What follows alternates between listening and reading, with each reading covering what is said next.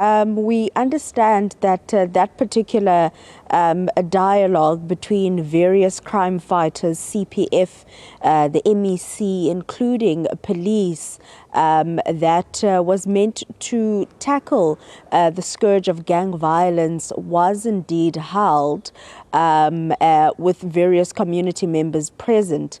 And that dialogue was aimed at trying to curb the escalating violence that has been playing out in communities such as Mitchell's Plain, finding long-lasting and tangible solutions, as we do know that the issue of gangsterism in Cape Town, particularly Cape Flats communities, has been rife, and the CPF in that community saying that they would now like to revisit some of the solutions that have been presented before by various crime fighters and police, and see where it is perhaps lacking and where they can work on those plans. But to talk to us further about this particular dialogue, who we understand was held yesterday, if I'm correct, I'm joined by Norman Gankies, who is the chairperson of the CPF in Mitchell's Plain. But I think let's first zoom in on this particular dialogue.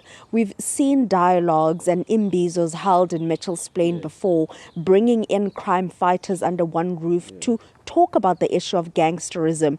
But what is different with the one that you held yesterday? Yesterday, I think the typical response, if there's a mass murder, we respond and we rally everyone, but then it dies down. So we thought we need to come up with a sustained intervention strategy, and we realized that we couldn't do it on our own. The CPF don't really have resources. We can't really truly speak up on behalf of everyone. So we thought we'll get government and civil society organizations in the same space so that the community can begin to say what they think are the real challenges contributing towards gangsterism, as well as government, hear from government as well, what they're doing presently. So for us is to get, we just wanted to get everybody in the room. We didn't want knee-jerk reactions. Gangsterism is ingrained on the Cape Flats. And Mitchell's Plain in particular, last year we had an average of 15 murders a year. This year it looks like it's even more. Just last weekend in 24 hours we had 6 murders. So it cannot be business as usual, and it impacts on every sphere of community life. People can't go to school anymore, because if I must pass a particular area, I'll rather stay at home. And people are coerced to join gangs as well. And just because you live in a particular neighborhood, you are labeled to be part of a gang. And just for clarity, Norman, was it 15 murders per year or 15 murders per month? It was per month. I just needed that clarity. But you're describing that the implementation of this new strategy obviously should be seamless. But you also described as though, you know, the crime fighters, or rather police or law enforcement officers, have a more of a reactive approach when it comes to crime. Yes. If you could just detail that to us. Yes, yeah, that's true. In addition to that, you know, living on the Cape Flats in Cape Town, there was a tradition of politicizing crime. So when you talk to the city, they say it's a national responsibility. Now we've got a GNU. We also have a partnership agreement that was facilitated by the national minister. So now it's supposed to be seamless, because we cannot deal with gangsterism through law enforcement. It's not going to work. It hasn't worked in the past. So unless we have a police state, but we don't have a police state, we've got a democracy. So we believe that as a whole of society approach is required.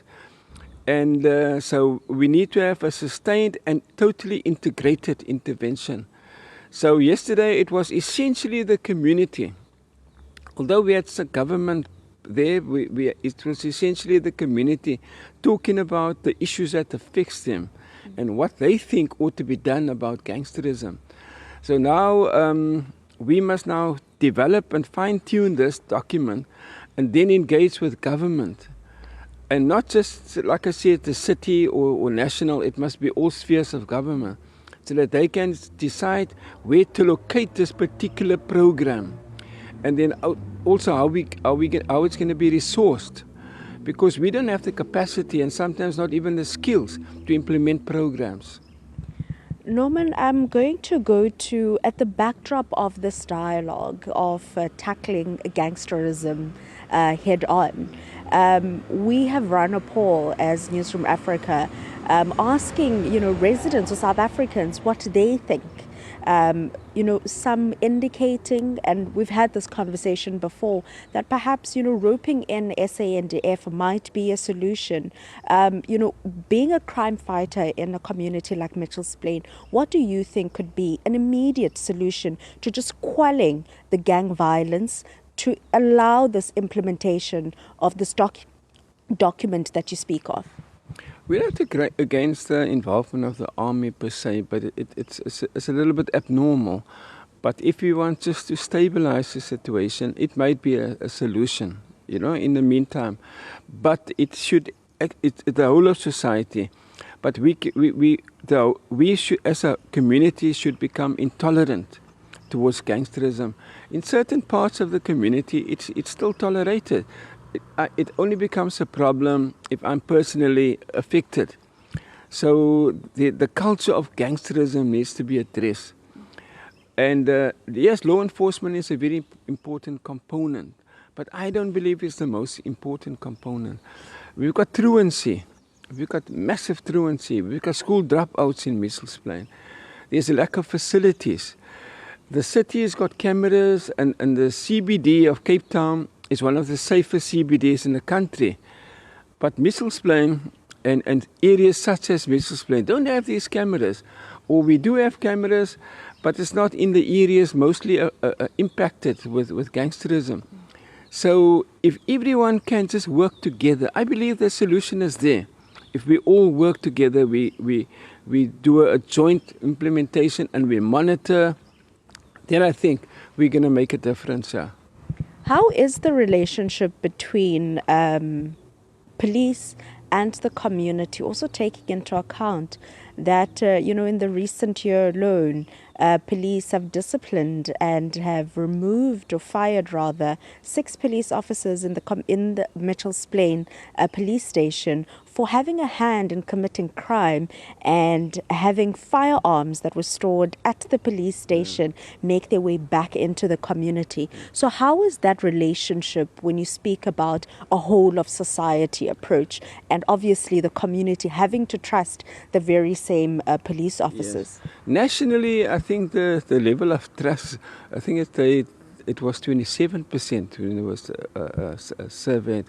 So in Mitchell's Plain, we're probably not way off the mark, but it's maybe a bit higher than that. But the firearms did make a difference. The whole incident, it did dent the level of trust. And then we also had a problem. I think in the past 12 months, we had 4 different station commanders. That also impacts. And every person will have its own style of working. And it does demoralize the community. And then we also have sometimes division amongst safety structures.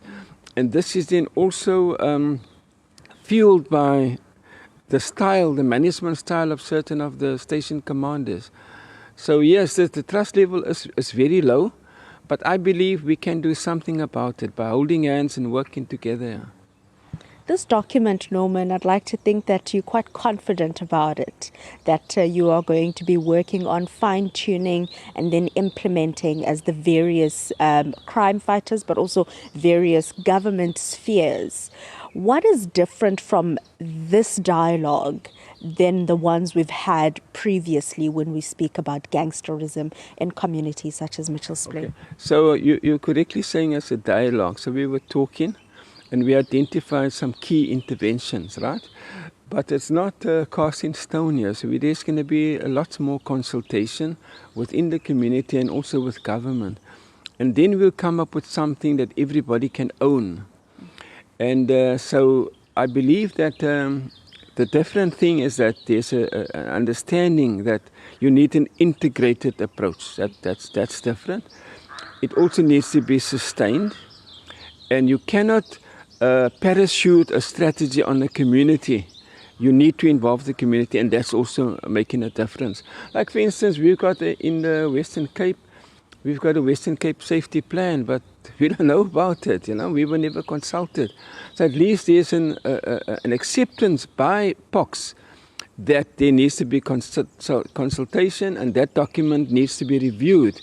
We also heard yesterday the MEC's office talks about a provincial gang strategy.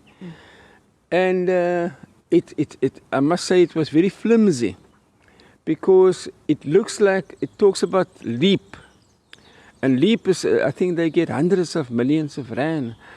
But LEAP is just a law enforcement little arm. And it assists SAPs. But the community involvement and the social aspects, it's totally lacking.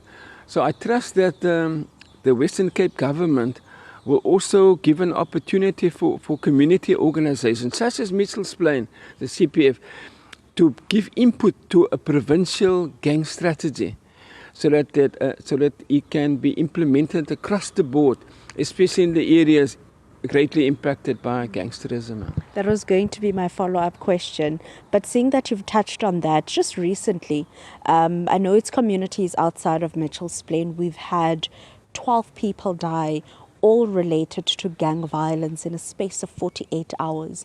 In Atlantis, where there was a mass shooting, including Bonteville, just this past week alone. Are there any fears that with what seems to be an emergence of gangsterism or surge of gang violence in those two communities might, happen in Mitchell's Plain as well?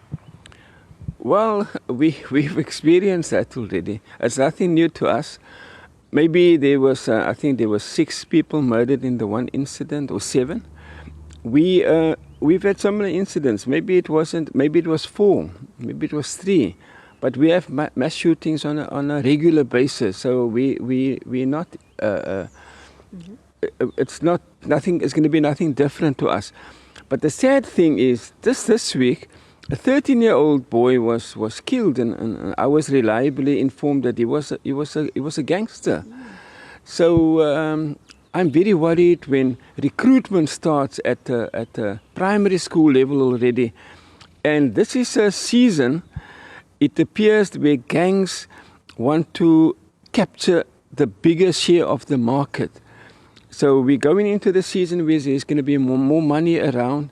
So most of the fights that we find today, it's about the territory that they want to capture, the market, the drug market. Yeah. We're going to have to leave it there. That is Norman Gyanke, CPF chairperson of Mitchell's Plain, earlier on saying that gangsterism is grained in the identity of the Cape Flats, and hopefully the document that they're working on is CPF, following the dialogue with various government spheres, crime fighters and the community of Mitchell's Plain, once consolidated, hoping that it will be implemented in other communities ravaged by gang violence.